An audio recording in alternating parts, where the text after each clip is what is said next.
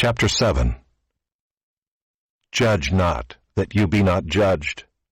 For with the judgment you pronounce, you will be judged, and with the measure you use, it will be measured to you.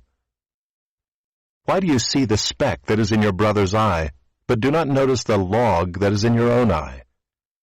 Or how can you say to your brother, let me take the speck out of your eye, when there is the log in your own eye? You hypocrite! First take the log out of your own eye, and then you will see clearly to take the speck out of your brother's eye. Do not give dogs what is holy, and do not throw your pearls before pigs, lest they trample them underfoot and turn to attack you. Ask, and it will be given to you. Seek, and you will find. Knock, and it will be opened to you. For everyone who asks receives, and the one who seeks finds, and to the one who knocks it will be opened. Or which one of you, if his son asks him for bread, will give him a stone? Or if he asks for a fish, will give him a serpent? If you then, who are evil, know how to give good gifts to your children, how much more will your Father who is in heaven give good things to those who ask him? So whatever you wish that others would do to you, do also to them, for this is the law and the prophets.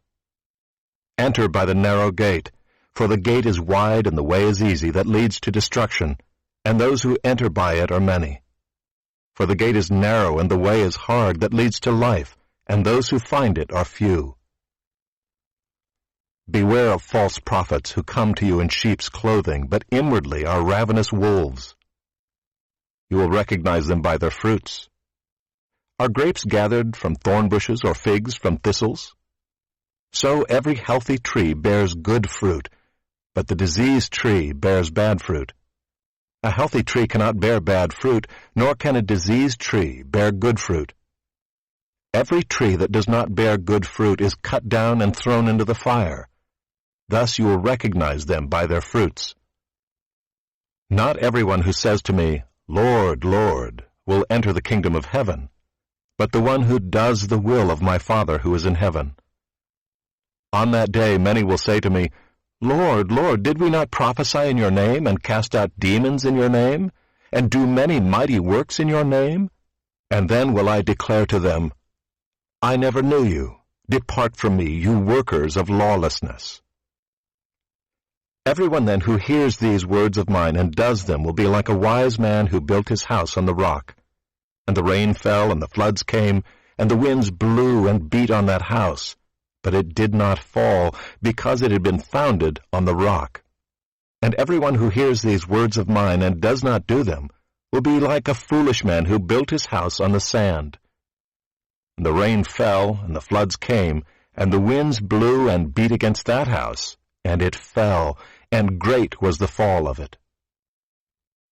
And when Jesus finished these sayings, the crowds were astonished at his teaching, for he was teaching them as one who had authority, and not as their scribes.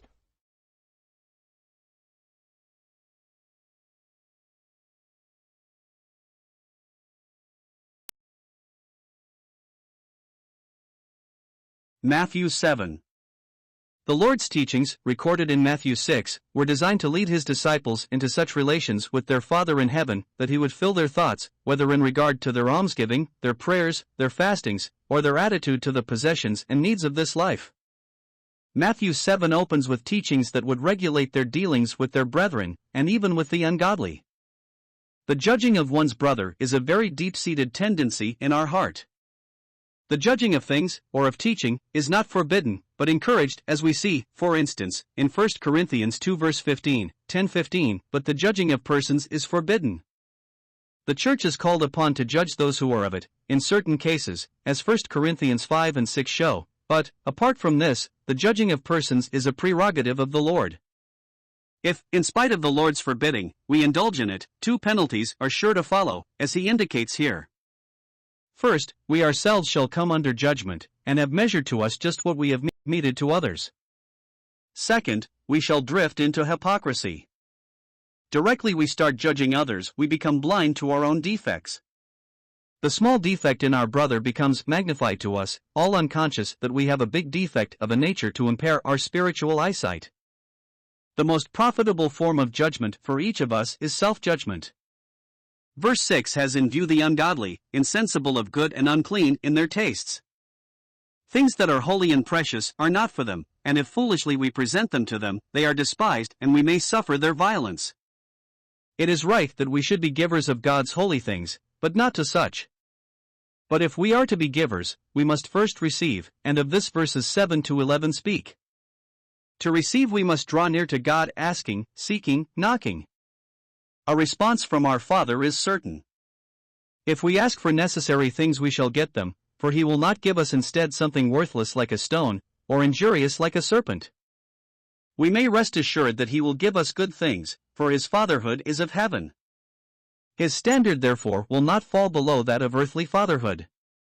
We may apply Isaiah 55 verse 9 to this, and say that as the heavens are higher than the earth, so are his fatherly thoughts higher than our thoughts. We of necessity cannot come up to his standard. Hence in verse 12 the Lord did not then demand of his disciples a standard above that set by the law and the prophets. In verses 13 and 14 the Lord evidently looked beyond his disciples to the crowd. Before them there were the alternatives of the broad way and the narrow way, of destruction and life. We cannot say that the grace of God is narrow, for it has come forth for all men. It is the way of self-judgment and repentance which is so narrow. Few find that way, and but few proclaim it. The majority of the preachers prefer to prophesy smoother things. The warning against false prophets follows. They are to be known not by their fine words, but by their fruits. Fruit is the result and crowning expression of life, and it reveals the character of the life that it consummates. The false prophet has a false life, which must reveal itself in false fruit. But there are not only false prophets, but false disciples, those who loudly profess allegiance to the Lord, but the vital link of faith is lacking. Vital faith, as the Apostle James tells us, must express itself in works. Everyone who really comes under the lordship of Christ in faith must of necessity be set to do the will of the Father in heaven, whom he presented. Judas Iscariot furnishes us with a terrible example of verses 22 and 23. Evidently he performed works of power along with the other disciples, but it was proved at last that no link of real faith ever existed, and he was but a worker of iniquity.